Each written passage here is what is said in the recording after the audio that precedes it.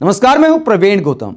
दोस्तों, आज से संसद के नए सत्र की शुरुआत हुई और पीएम मोदी ने भारत को विकसित देश बनाने का नारा दिया।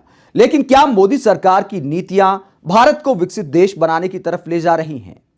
और आखिरकार विकसित देश होते कैसे हैं? वीडियो में पूरा विश्लेषण करते हैं। पहले पीएम मोदी का बयान आपको सुनाते हैं, सुनिए क्या कहा पीएम मोदी ने। अब देश विकसित होने के लक्ष्य में लंबा इंतजार करना नहीं चाहता। समाज के हर वर्ग में यह भाव पैदा हुआ है कि बस आगे बढ़ना है। इस भावना को हमारे सभी माननीय सांसद समिति आदर करते हुए सदन को उस मजबूती से आगे बढ़ाएं, यही मेरी उनसे प्रार्थना है। तो ये विपक्ष को कोसते हुए पीएम मोदी कहते हैं कि विपक्षी सांसदों को बचकाना व्यवहार नहीं करना चाहिए, विकसित देश बनाने में मदद करनी चाहिए। लेकिन क्या मोदी सरकार की नीतियां ऐसा कर रही हैं? विकसित देश बनाने की तरफ देश को ले जा रही हैं? थोड़ी खबरें मैं आपको दिखाता हूं और पहले दिखाता हूं कि आखिरकार विकसित देश होते कैसे हैं। विकसित देश में प्रति व्यक्ति आय अच्छी होनी चाहिए, प्रति व्यक्ति खर्च करने की क्षमता और रोजगार के पर्याप्त अवसर होने चाहिए। इन दो शर्तों पर क्या स्थिति है आज के दिन भारत की? आर्थिक स्थिति तो यह है कि बचत घटी और बढ़ गया कर्ज, सेविंग में तो हम 50 साल पीछे चले गए। क्या कह रही है आरबीआई की रिपोर्ट? यानी अर्थव्यवस्था की हालात पतले हैं और पब्लिक के पास इतना पैसा है कि घरेलू बचत गिरने के 50 साल के रिकॉर्ड टूट गए हैं। लोग पैसा नहीं बचा पा रहे। ये देश के आर्थिक हालात हैं। इसके अलावा प्रति व्यक्ति आय की जो शर्त है, तो प्रति व्यक्ति आय की अगर बात करें तो भारत 5वीं सबसे बड़ी अर्थव्यवस्था तो बन गया है, लेकिन अंगोला से भी कम है प्रति व्यक्ति आय। और ये दिखाता है कि इस वक्त जो आर्थिक असमानता है देश में, वो किस स्तर पर चली गई है। एक तरफ अंबानी अडानी जैसे अमीर हैं, एक तरफ देश का वो गरीब आदमी है जिसके लिए 2 वक्त का खाना मुश्किल है और सरकार को 80 करोड़ लोगों को मुफ्त राशन देना पड़ता है। और प्रति व्यक्ति आय में फिलहाल हम 142वें नंबर पर हैं दुनिया में। तो ऐसे में 2047 तक क्या हम विकसित देशों की श्रेणी में आ पाएंगे? बेहद मुश्किल है। इसके अलावा एक और पैरामीटर है विकसित देश का। वो क्या पैरामीटर है? उसमें कहा गया है कि शिक्षा और स्वास्थ्य के क्षेत्र में अच्छी सुविधाएं होनी चाहिए, बिजली, पानी और औद्योगिक क्षेत्र में विकास की स्थिति होनी चाहिए। पब्लिक ट्रांसपोर्ट की सुविधा कैसी है, यह भी देखा जाता है विकसित देश में। पब्लिक ट्रांसपोर्ट से मायने यह नहीं है कि गरीब आदमी कार में चले।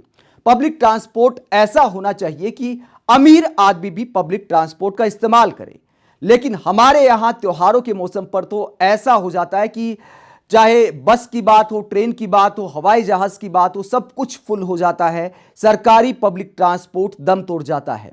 और इसके अलावा शिक्षा और स्वास्थ्य की जहां तक बात है, शिक्षा और स्वास्थ्य अच्छा होता है, उसी देश को विकसित देश माना जाता है जहां पर शिक्षा सस्ती और सुलभ हो।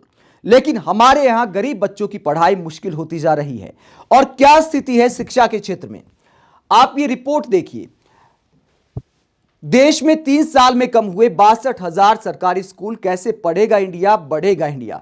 हर 2-3 साल बाद ऐसी हेडलाइन देखने को मिलती है जो दिखाती है कि सरकारी स्कूलों की संख्या लगातार कम होती जा रही है। और सरकारी स्कूलों की संख्या कम होने के मायने ये हैं कि गरीब बच्चों के लिए पढ़ाई मुश्किल होती जा रही है। गरीब का बच्चा क्या आज के दिन आराम से मेडिकल की पढ़ाई कर सकता है, इंजीनियर बन सकता है, एमबीए कर सकता है? ये सवाल हर कोई अपने आप से पूछ सकता है। और खासकर सरकार को जरूर पूछना चाहिए कि अगर हम विकसित भारत बनाने की बात कर रहे हैं तो बिना अच्छी शिक्षा के, बिना सस्ती शिक्षा के हम भारत को विकसित बना सकते हैं। जब देश के करोड़ों बच्चों की पढ़ाई सरकारी स्कूल बंद होने की वजह से संकट में आती जा रही है, या फिर थोड़ी बहुत पढ़ाई करके बहुत सारे बच्चे पढ़ाई छोड़ने को मजबूर हैं, तो क्या हम 2047 तक विकसित देश बन पाएंगे? इसके अलावा बेरोजगारी के हालात की बात करें तो सरकारी नौकरियां कम होती जा रही। चलो सरकारी नौकरी ना सही, प्राइवेट नौकरियों में भी जब हमारे यहां अच्छा वेतन नहीं है, सम्मानजनक वेतन तक नहीं है शुरुआत में, तो क्या हम 2047 तक विकसित भारत बन पाएंगे? और क्या सरकार की नीतियां इसमें मदद कर रही हैं?